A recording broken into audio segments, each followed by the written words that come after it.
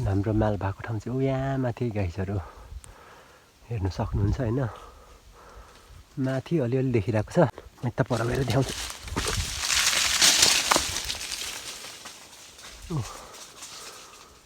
अलिक सानै छ रहेछ, सानो चाहिँ यस्तो छ हाम्रो माल चाहिँ गाइसहरू चट्ट लाएर हेर्न सक्नुहुन्छ।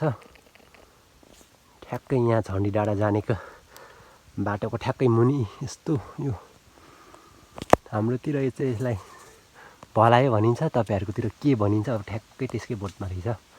अब चाहिँ म यसलाई पोल्दिन्छु है गाइसहरू, तर छ जस्तो चाहिँ लागेन मलाई हैन, र पनि पोलौँ के हुन्छ। आगै बल्नु मान्दैन त यार, यस्तो दुःख गरी आगो बाली राखेको छु, यस्तो सुक्खा छ र पनि।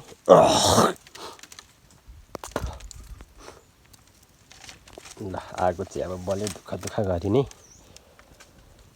माथि छ माल पानी चाहिँ हान्नुपर्छ है। अब चाहिँ मेरो हालत यस्तो छ गाइसहरू, बिजोग छ। ल गाइसहरू पोल्नु थालियो हैन, यस्तो तरिकाले छ कि छैन हैन, छनु चाहिँ बबाल तरिकाले पोल्नु चाहिँ पोलिँदैछ। यस्तो ठाम्नु परिरहेको छ, बास छोटो भएछ नि त। यो तरिकाले हानिँदैछ, छ जस्तो चाहिँ लागेन मलाई हो।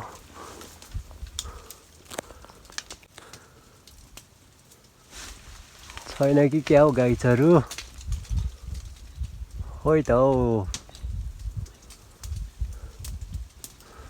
ओइट घोस्ने काम गरौँ त अब।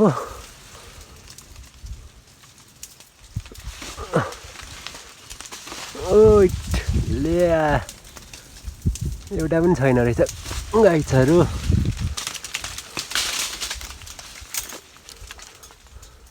बेकारमा पोलियो त हौ, उसको के भन्छ।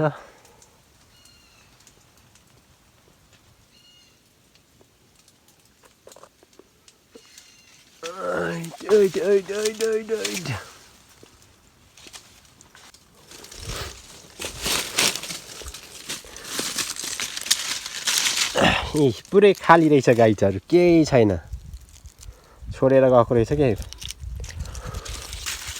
2 पान्ना 3 पान्ना तल 3 पान्ना झरेको रहेछ, माथि अझै छँदैछ 1 पान्ना, पुरै खाली छ, केही छैन। भो त अब यस्तो भएपछि लास खल्लो हुन्छ नि त हौ। किन छोडेर गएको थाहा भएन गाइसहरू,